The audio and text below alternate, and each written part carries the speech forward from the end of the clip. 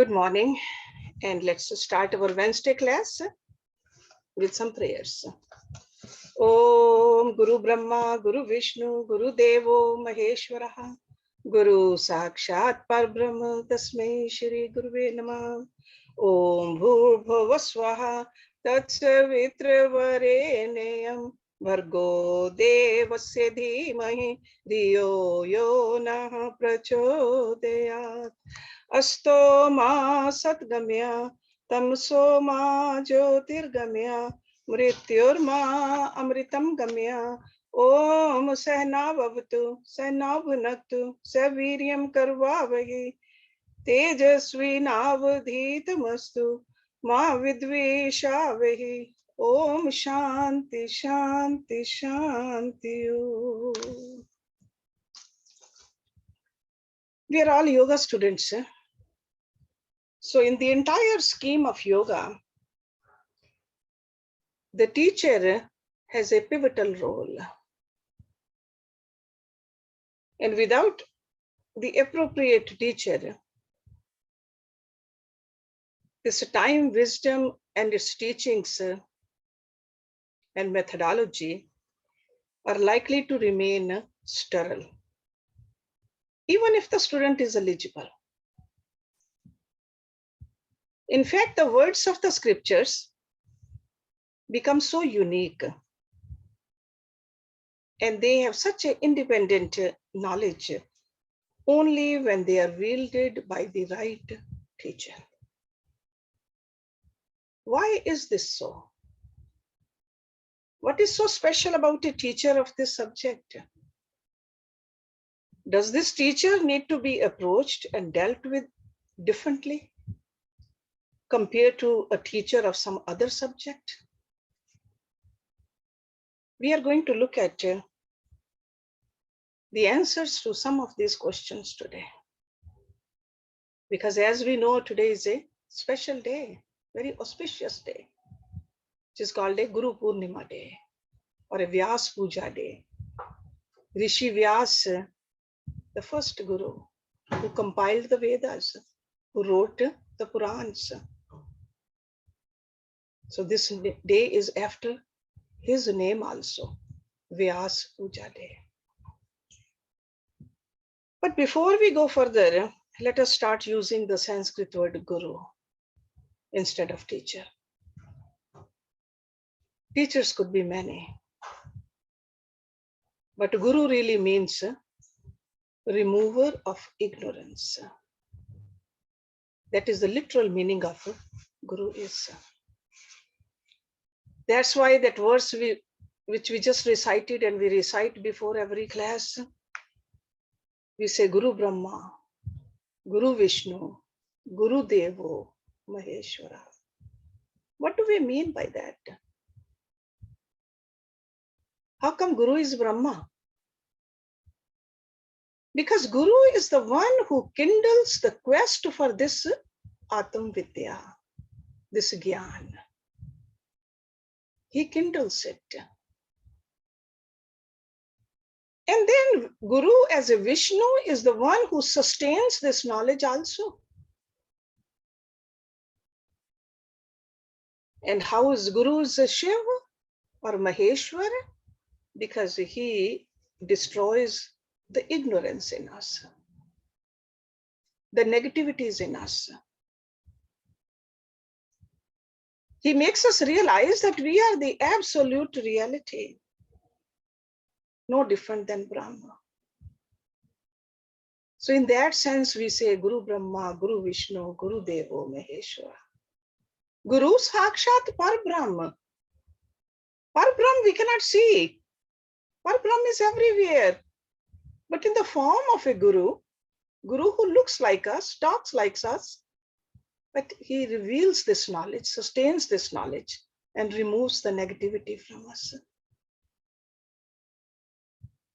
So that's why this day is so important to us. And I said, let's start using the Sanskrit term instead of teacher, Guru, the remover of darkness. But Guru word has now passed into common language also. traditional Indian forms, art forms, music, dance, they are also called their teachers as gurus. Or even marketing guru, management gurus also, we use that term very loosely sometimes. But guru is a one who develops this interest of a Brahm Vidya in us. And that's why guru is for the mumukshus. Mumukshus, seekers of liberation. Because a seeker of a liberation is interested in the removal of only one kind of darkness. It's not learning some kind of an art. It's removing the darkness. Because this is the ignorance covering the true nature of our own self.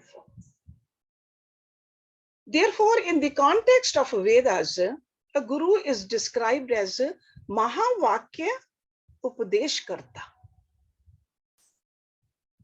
And you are familiar with some of the Mahavakyas. Aham Brahmasmi.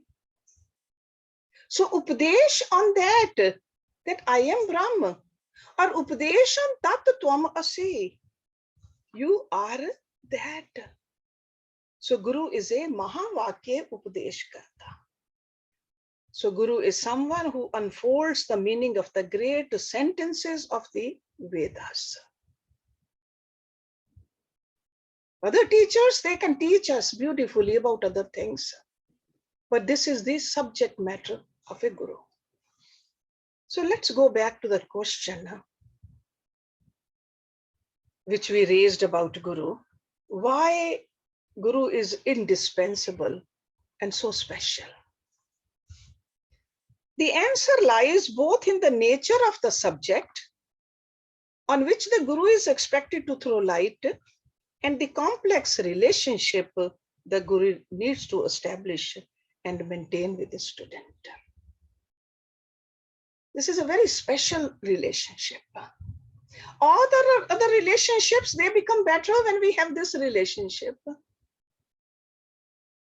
Otherwise, a person could be a good mother or a good father or a good sister, good friend, but not all of it.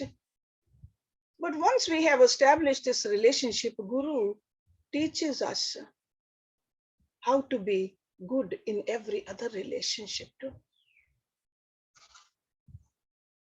So the subject matter is the self. That's a guru's subject, the self. Self is the basis of all knowing and the only invariable presence in all experiences. Self. The self is awake in the waking consciousness. Self is awake in the dreaming part also. Self is awake in the dreamless also. Self is here when we are experiencing these worldly ups and downs. Self is there when we leave this body also. So that is the subject matter for the guru. Other teachers have to teach about physical objects, forces, places, events, processes, relationships, emotions, experiences, and concepts, all of which can be considered as objects. They're all objects. Why? Because in the sense, they're all separate from the consciousness or the cognitivity of the student. But the guru's peculiar task is to focus on this consciousness itself. That is the subject. Because of this subject, we cognize, we experience, and we understand everything because of this. So the difficulty here is very obvious. Because how is the student's consciousness to be made conscious of consciousness? It becomes difficult. It is very unusual. It's very subtle, extremely subtle. So that's why Guru's task becomes difficult. And there's another kind of difficulty arises. Guru cannot solve the student's problem at the level at which problem arises. Because the problem of the student is that their body and mind are mortal, ignorant, limited. No Guru can make our body and mind immortal, all-knowing and unlimited. So the subject matter is immortality. Subject matter is Brahm, all-knowing, all-pervasive, infinite. And we want to understand it from the finite point of view. Guru says you cannot understand it. So the freedom provided by the Vedas is not so much for the individual as it is from the individual. And this is what Guru has to teach. So that's why initially Guru provides assurance. And that is called faith. Guru says that the problem has a solution. But ultimately, Guru has to make the student see that the solution lies in understanding that the problem itself is not real. Because we think that problem is real. So Guru says it's okay, problem will be solved. And ultimately, with the help of the Guru, we realize there wasn't a problem. Problem is not real. So all this seems simple enough. But there are many reasons why knowledge of the scriptures does not become truly available to most students without a Guru. Okay. Sure, there are some, maybe they can understand it all by themselves, but most of us can't. It's easy to read the scriptures. There are many commentaries on the scriptures also. But difficulty is drawing the proper meaning. Because even from the commentaries, because that is a viewpoint of certain teacher. It's like a very general concepts of the scriptures are written. And scriptures, there's another problem with the scriptures is they are written in an archaic language and style. Somebody might say, no, I know Sanskrit. But any language keeps on changing. The Sanskrit of the Vedas, some of those words, they are not even used these days. So that's why Guru tells us what is the meaning of that. So the message in the scriptures is not put forth in organized and sequential manner. Because the style keeps on changing too. When we study Yoga Darshan, we see the very first chapter is about the Samadhi. If the student has not even learned what Samadhi is, never even practiced dharana, the concentration, let alone the Samadhi, you start reading it, you just put the book away. Or when you start studying Bhagavad Gita, in the very first chapter, you say, hey, Arjun, the great warrior, Arjun, who was a Nar with Narayan in the previous ages, got deluded, got dejected. What's wrong in us getting dejected? Then we put the book away. But Guru says, hold on. I'll take you through the entire scripture. So the message in the scriptures is not put forth in an organized and sequential manner. Remember that. Many statements in the scriptures on the fact of it seem ambiguous and even contradictory because they were never designed to read as a structured course. But these days we think we got to do everything in a structured manner, and we lose the main point there. And quite apart from this, the individual verses of the Vedas, they do not convey very much unless they are seen in the context of the total teaching.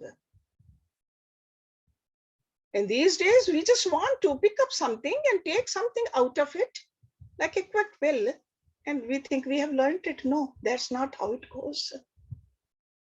When we study Bhagavad Gita, I tell you that each verse is connected with the previous verse. Each chapter is connected with the previous chapter. We got to look at the whole scripture, and Guru teaches us that. And total teachings do not become available unless individual verses are properly understood. The only way out of this predicament is for the Guru, who has the whole vision. He has the complete knowledge. He brings out the proper meaning of the individual verses in the correct context of the entire teaching. That is a Guru's job. Another problem is the use of the known words like eternal. Often we use this. We use the word infinite. We use the word immortal, all pervading, and many other words like that. They have become part of our everyday vocabulary. We assume that we know the meanings, or the meanings are obvious. However, none of us actually has any clear or direct understanding of their meanings. That's why we need the Guru. None of us has ever known or experienced anything truly eternal. So when we use this word, we may have an idea of something which stretches over eons of time, but we are not able to really relate to timelessness, because that's what eternal means, beyond time. It is for this reason that when we are taught about the self, by just, I should say, less than a guru, or accomplished guru, or a Sat Guru, we think we have understood the Atma is eternal. We think we have understood it is all pervading. But we still wonder when and where we will actually find the Atma. So doubt is always there. There cannot be, of course, be any when we're about the eternal of and all pervading.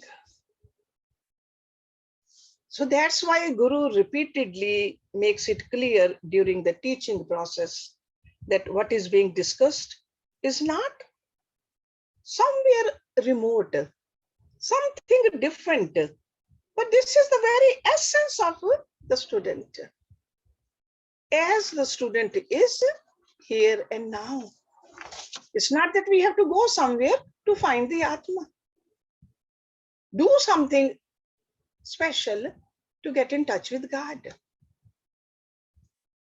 Yet another unusual feature of the process of the Vedic teachings, yoga teachings, is the fact that the Guru has to not only impart the actual core teachings, but simultaneously guide the student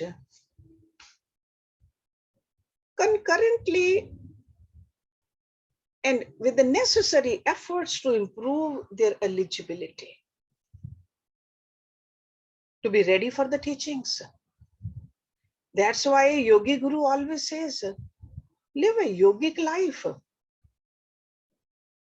Live a life Learn to live in this life. Learn to live in this Maya. Do not drown into the Maya. Do your duties, but do not get so sucked into these duties. Stay afloat. Stay detached. Conserve your energy. Don't get angry. Do not become greedy. That's how the eligibility keeps on increasing. It's not that once you are eligible, then you let it go. No, eligibility keeps on. We got to make sure that we keep on adding more and more good qualities in us. So we stay eligible. And they have to go hand in hand. Cultivating the eligibility and learning. The more we learn, more eligible we become. So that means the sadhana has to be very important part of our life. Proper timing is also an important judgment to be made by the Guru. Not guiding a willing and able student to their full potential is wasteful and frustrating. On the other hand, there's a great danger in propelling a student too quickly. So these are some of the difficulties for a Guru. That's why in the ancient times, gurus, they had a handful of students, not in thousands and millions. See, bhagats can be many. Bhagats are the devotees. Bhagats have the love and the devotion and respect and the reverence. That is called a bhagat. From bhagat, it becomes a shishya. For a shishya,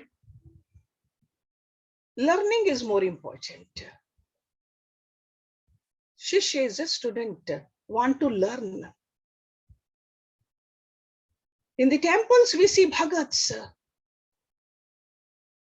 In big numbers, you can all chant and beautifully just drink that nectar of love. But a shishya, for the jnana, only handful. Then there's another term which you have heard, sevak. Sevak is when we serve. By serving, devotion arises.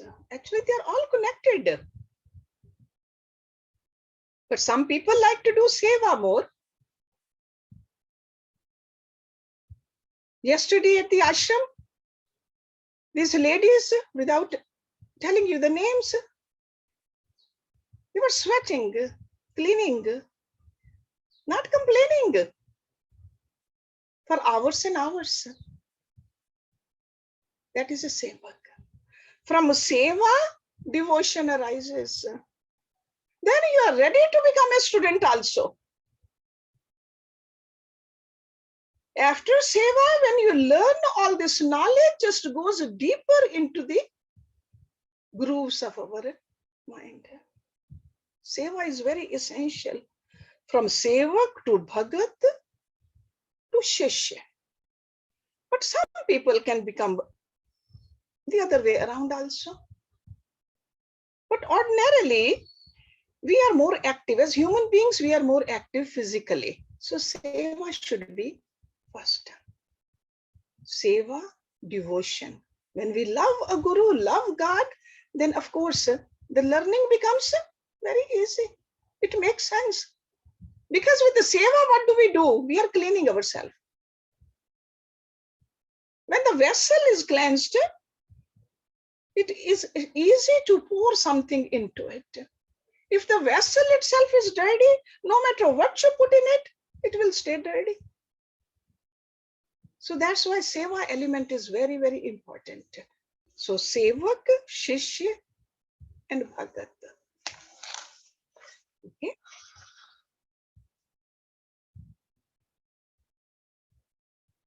So that's why I said that proper timing.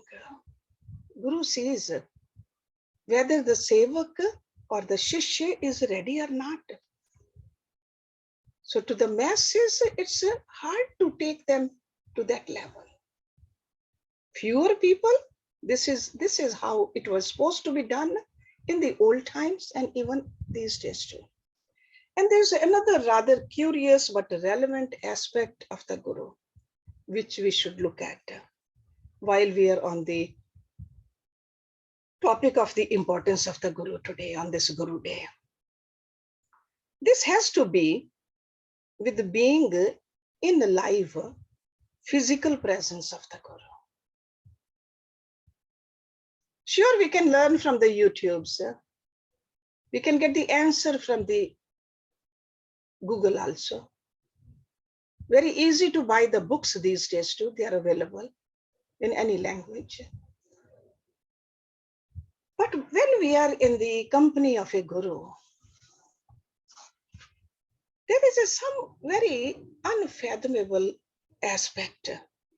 It's like just being in the presence of a Guru, a certain, if the student is qualified, something happens in the Guru's, in the student's mind, in the Shishya's mind.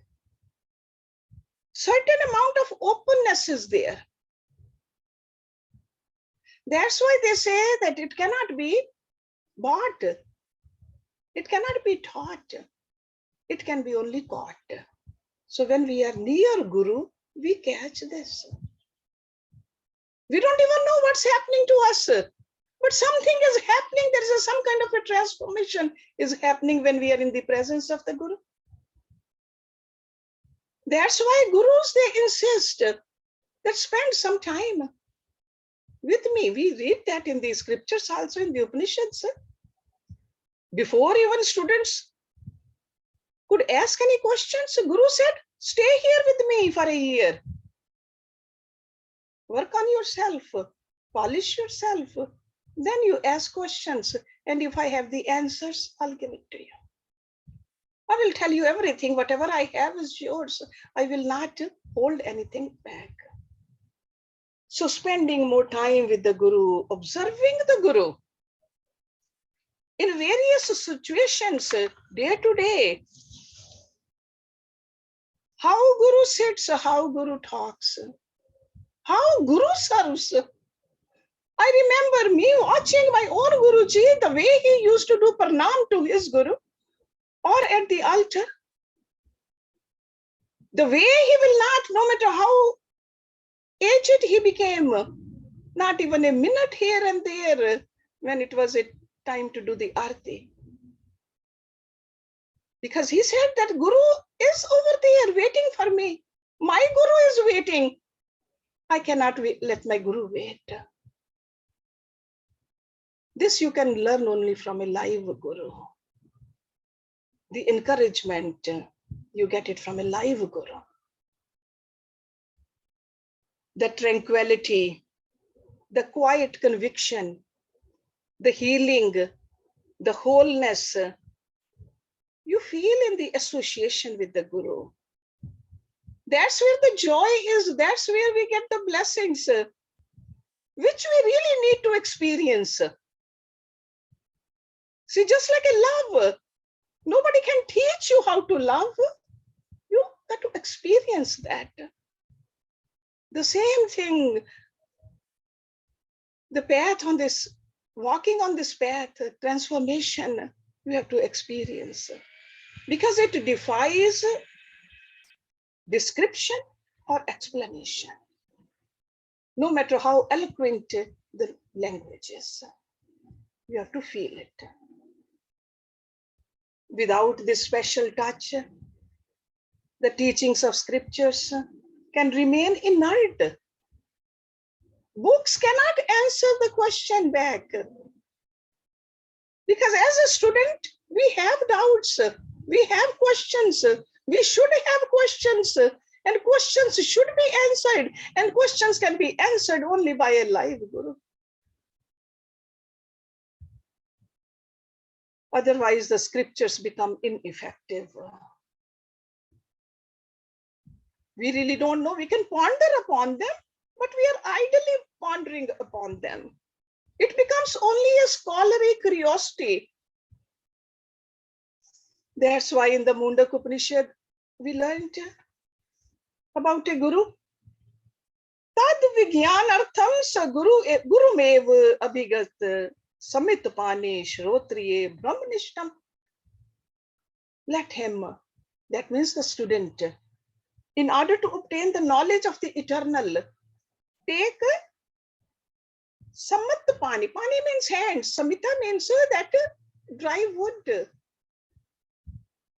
Take that sacrificial fuel in his hands and approach the teacher alone who is well versed in the Vedas. Shrotriye and Brahmanist. Well versed in the Vedas and is established in Brahm. That means committed to Brahm. Knows the Vedas and himself established in Brahm. So the prepared and the eligible student is asked to go to a guru with the attitude of humility and service. That Samit Pani, that's what it tells us. Humility, but only to a guru who is well versed in the Vedas, Shrotriye, and also who is committed to only Brahmanistha. So in this simple looking verse, in one line, we have a qualification of a student and a qualification for a guru also. Who can be a guru?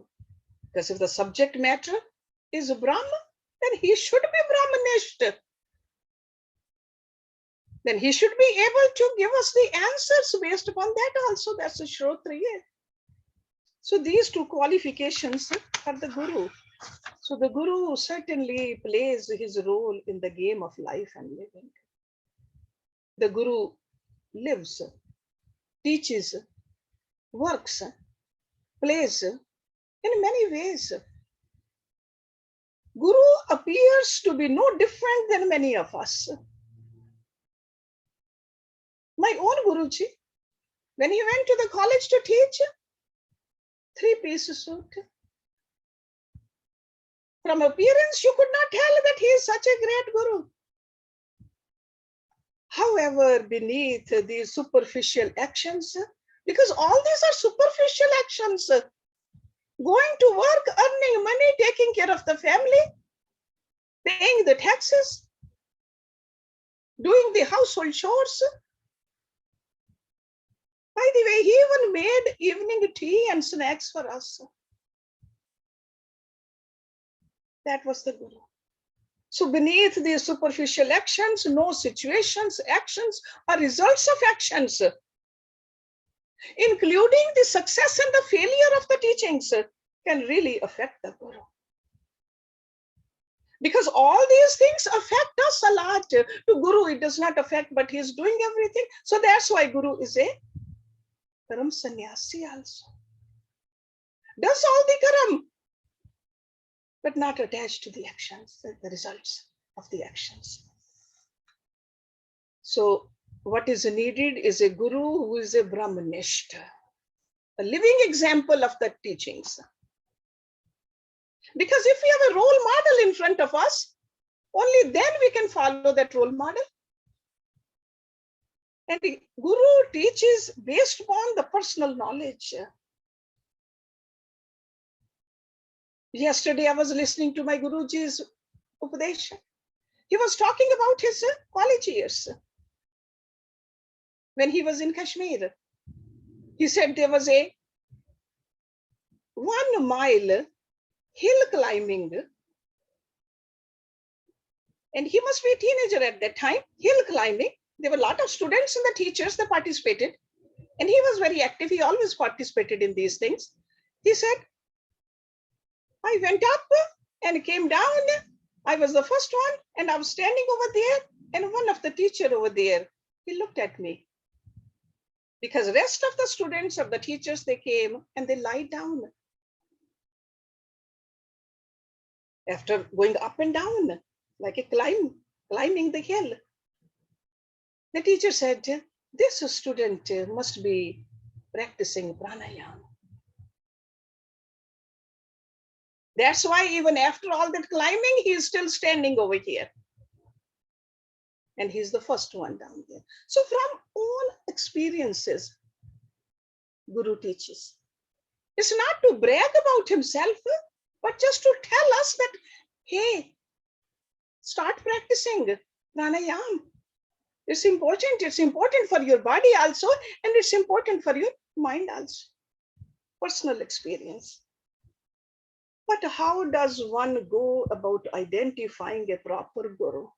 Let's talk about a little bit before we end this class today. Because after all, it is a bit difficult to judge a potential guru, a Shrotriya, well versed in scriptures, and Brahmanist, committed to only to Brahma. When a person knows nothing about the Vedas or the Brahma himself. So if you really don't know anything about that, how can you judge a person? So most of us obviously have to rely on the opinion of other people, or a general reputation of a particular guru, or even a personal meeting can also likely to lead a useful conclusion based upon perceived behavior, attitude, or some sort of personal chemistry. Because this relationship is so important, just like other relationships. We spend time before we establish the relationship. So this one also. But at the end of it all, finding a proper guru is not entirely a matter of our own judgment or effort. Some of this has to be left to luck. So after making suitable efforts to find a guru, it is useful to cultivate that faith that whichever force made me seek for a spiritual guru will also at the appropriate time provide the right guru also. So we have to have a faith in that higher power.